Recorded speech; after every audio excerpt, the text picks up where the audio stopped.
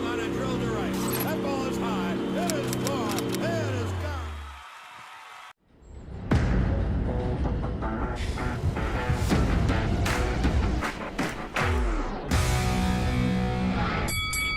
Good evening, everyone. Long time no see. It's been a few hours. We're going to try and keep this one quick because this was a tough night for the Yankees and for the fans. Tough day. I try and stay positive on this channel, but it's kind of a somber mood over here right now because of the games that we just watched. Forgive me if I repeat anything that was mentioned in the broadcast, but I had to put it on mute. I cannot handle the positivity of Cameron Maybin when the Yankees are getting thumped. The guy's just too positive. I love him, but I think you guys are in more of a mood for a rant. Look, I know a lot of you are understandably unhappy with today's results. How could you not be? Yankees got thumped. A sweep to your most recent and most hated nemesis. But I'm choosing to look at today as more of a blessing in disguise. For the first 3 months of this season, the Yankees have cut through the American League like a knife through warm butter. But now we know, without any doubt, that there's one team out there that is not afraid of the Yankees. Never have been, never will be. One team that knows they can shut down the Yankees lineup. They can pitch with the Yankees bullpen. A team that wants it just as bad, does all the little things right, has all the same analytics, all the same data, and has even more collective playoff experience than the Yankees do. The Houston Astros right now are the better of these two teams head-to-head. Full stop. It doesn't matter how well the Yankees have played against the rest of the league. They may very well have a deeper team 1 through 26, but they have not proven that they can beat Houston. And not only have they not beaten Houston, they have consistently been playing from behind against Houston. They've been pretty much dominated in every game. Even the games they've won, they had to come back and walk off. Astros no-hit you in your ballpark. It doesn't get worse than the way the Yankees have played against the Astros. But again, I'm treating this as a blessing in disguise because now you know. It's clear that the Yankees have to make improvements if they want to compete this October. Period. End of discussion. I don't want to hear they're good enough. I don't want to hear we don't need much. We need reinforcements to beat the Astros. This group's not getting it done. Not getting it done. The Astros were consistently working the Yankees' right-handed hitters with a steady diet of breaking balls low and away. And our guys couldn't hit it, and they couldn't lay off of it. I continue to say you're still 1 to 2 good quality left-handed hitters short. Stone Cold with the Dono says Verlander, McCullers, and Javier are most likely postseason starters. The Yankees won a World Series. They better be ready to get somebody. Appreciate it. Yeah, you're right on.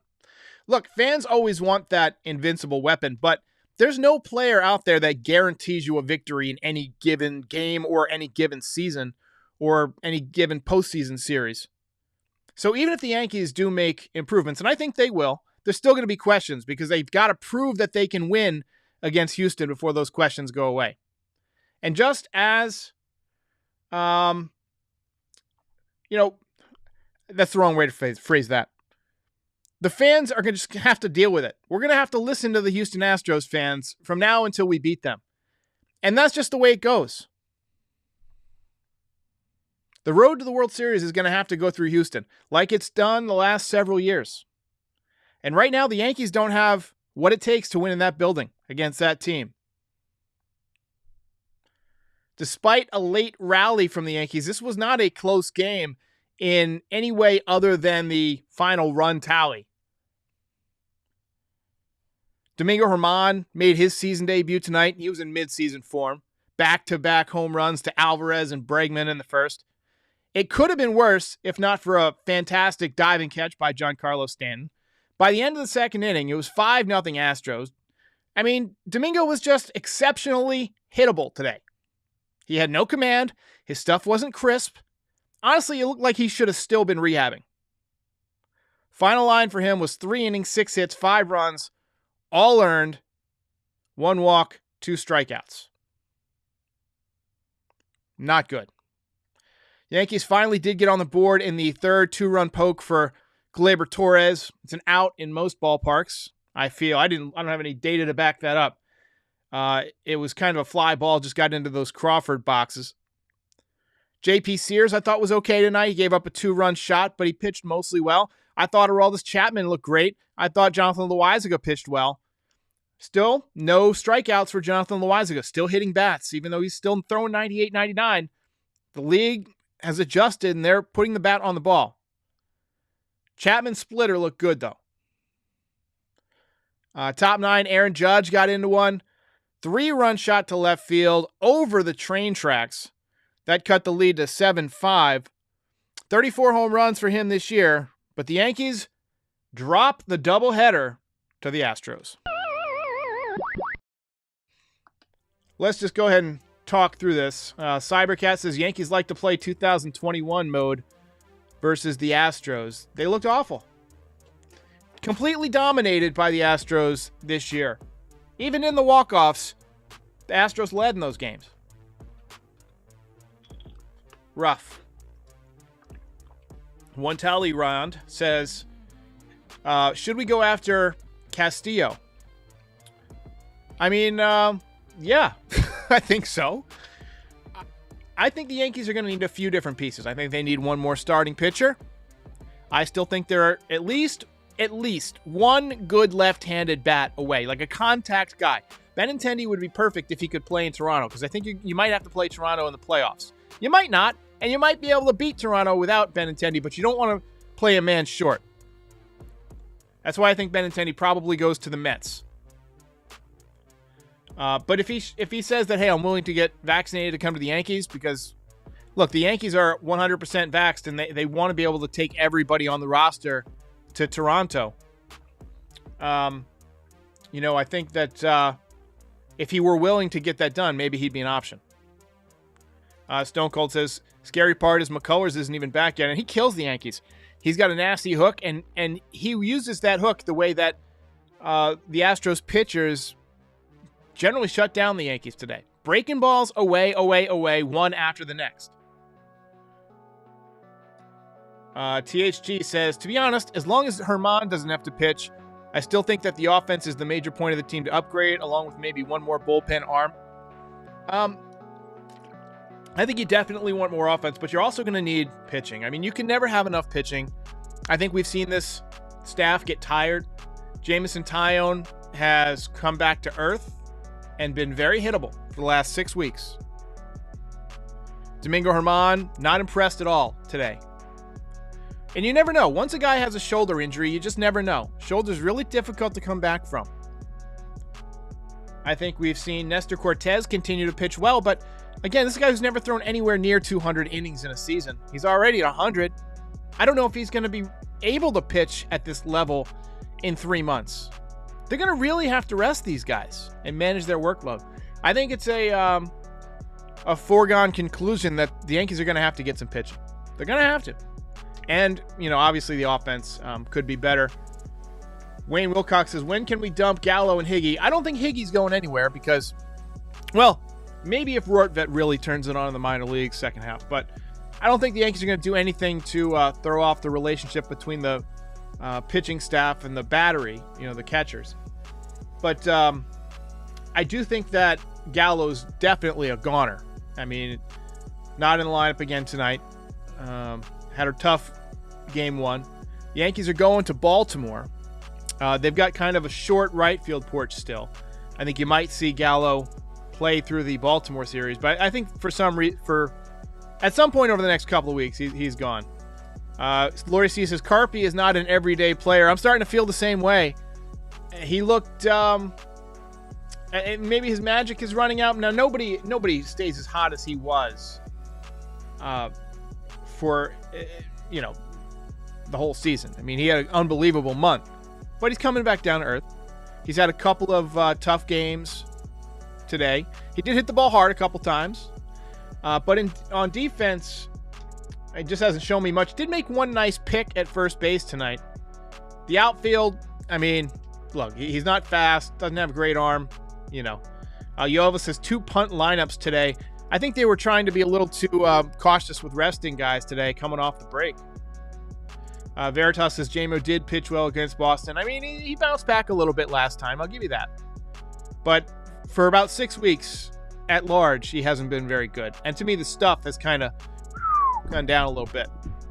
Earl of Demise says, teams we lost to in the postseason last 5 years. Astros, Red Sox, Astros, Rays, Red Sox. And then 2022, question mark. Well, let's hope the Yankees don't lose in the playoffs this year. Let's hope they can figure out a way to get themselves to championship level. Futai says, why don't we try and hit against the shift? This team wants to hit home runs. I mean, that's just how it is. But they do hit against the shift. I mean, they had a hit against the shift. Glaber hit a base hit against the shift in the 9th inning. I want to say Hicks maybe hit one against the shift at one point, and it got scooped up by the third baseman. I don't know. 2 games, everything kind of blends together. I feel like they did go against the shift a couple of times today, but they're just not great at it. Yankees 286 says, at least Captain Episode 2 was good. I didn't know it was out yet. I thought it was coming out at 10 o'clock tonight. I'm going to definitely watch it tomorrow and do another review. Jeter, one of my all-time favorites. I'm loving this story because he's not a guy who talked a lot during his career. He didn't even, he gave interviews, but he's always been very quiet, very subdued. And tonight we're getting the story about him and A-Rod, right? So it left off right at the brink of the dynasty. So we're going to probably get 96. And judging by what we saw in the trailer, we're probably going to get A-Rod tonight. So maybe 96 through, let's say, 04. And then we'll probably get further season or further, this will probably be the dynasty episode. That'd be my guess. I don't know. Yashi Khan says Higgy is an automatic out. I mean, that's just he's a backup catcher. It's just kind of something you got to deal with. And he also says that we need Andujar. Last I heard, Andujar was injured in AAA. He was stiff neck or something like that. The Law of Divine Oneness says, do you think Herman should have started this game as his first game back? Absolutely not. Absolutely not. To me, I would have treated these 2 games if I'm the Yankees. I know that Aaron Boone said before the game that ultimately, if we get to where we want to get, these 2 games in July, nobody's going to remember them, nobody's going to care about them, nobody's going to think about them. But now you lead by what, 1 or 2 games? I think 2 games for home field advantage. You could have led by 4 if you took these games seriously. I would have definitely gone about things a little bit differently. I would have used the A lineup in game 1. I would have used as close to the A lineup as I could in game 2.